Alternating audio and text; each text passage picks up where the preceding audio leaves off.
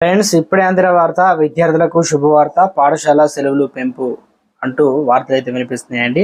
ఆ విషయాలు చెప్పడానికే వీడియో చేయడం జరుగుతుంది. వీడియోని చేయకుండా పూర్తిగా చూడండి. కంప్లీట్ ఇన్ఫర్మేషన్ అయితే అప్పుడే మీకు అర్థమవుతుంది.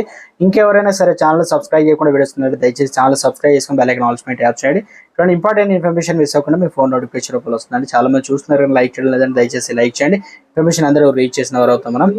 విద్యార్థులకు శుభవార్త. పాఠశాల సెలవులు పెంపు. ఏడాదంతా పుస్తకాలతో కుస్తీ పట్టి పరీక్షల టెన్షన్ తలసిపోయిన విద్యార్థులకు ఉపశమనం పొందేందుకు వేసవి సెలవుల్లో సుమారు 50 నుంచి 60 రోజులు ఈ హాలిడేస్ విద్యార్థులు పూర్తిగా రిలాక్స్ అవుతారు. అయితే సరికొత్త ఉత్సవంతో నూతన తరగతిలోకి ఎంట్రీ అవుతారు. ఇక విద్యా సంవత్సరానికి ప్రారంభానికి ముందు విద్యాశాఖ ఆ ఏడాదిలో రాబోయే సెలవులకు సంబంధించిన క్యాలెండర్ విడుదల చేస్తుంది. ఇక 2024-25 విద్యా సంవత్సరానికి సంబంధించిన కొన్ని రోజుల క్రితమే విద్యాశాఖ అకాడమిక్ క్యాలెండర్ రిలీజ్ చేసింది. సంగతి తెలిసింది. అంటే వచ్చే విద్యా సంవత్సరంలో ఉండబోయే సెలవులను ఫిక్స్ చేసింది అనమాట.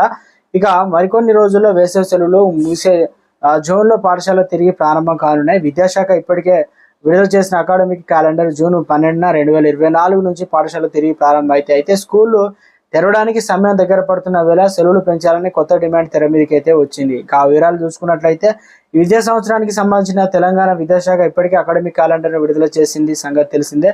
దీనిలో కొన్ని మార్పులు చేయాలని డిమాండ్ తెర మీదకి వచ్చింది. సెలవులు పెంచాలంటూ Telangana state teachers union demand చేస్తుంది. అయితే అది వేసవి సెలవులు గురించి కాదు, పండుగలకే ప్రకటించిన హాలిడేస్ గురించి.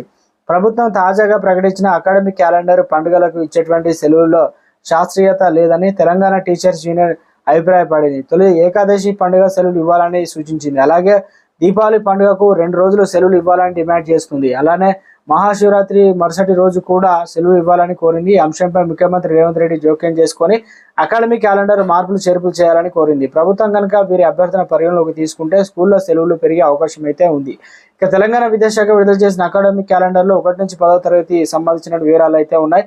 దీని ప్రకారం జూన్ 12, 2024 తెలంగాణలో తిరిగి ప్రారంభం పాఠశాలలు. అయితే ఏప్రిల్ 24, 2025లో ముగుస్తుంది. ఇక విద్యా సంవత్సరంలో మొత్తం 229 రోజులు పాఠశాలలో అయితే పనిచేస్తారు. అలాగే వచ్చే ఏడాది వేసవి సెలవుల గురించి కూడా ఈ అకాడమిక్ క్యాలెండర్ ప్రస్తావించారు. ఏప్రిల్ 24, 2025, జూన్ 11, 2025 వరకు అనగా 49 రోజులు వేసవి సెలవులు అయితే ఉంటాయన్నమాట. ఇక ఈ రకంగా అయితే మొత్తానికైతే ఇవన్నీ కూడా ఓకే అయినట్లయితే ఏ డేట్ ఏందనేది బక్రీద్ ఇవన్నీ కూడా సెలవులు అయితే హాలిడేస్ అయితే ఇచ్చారన్నమాట.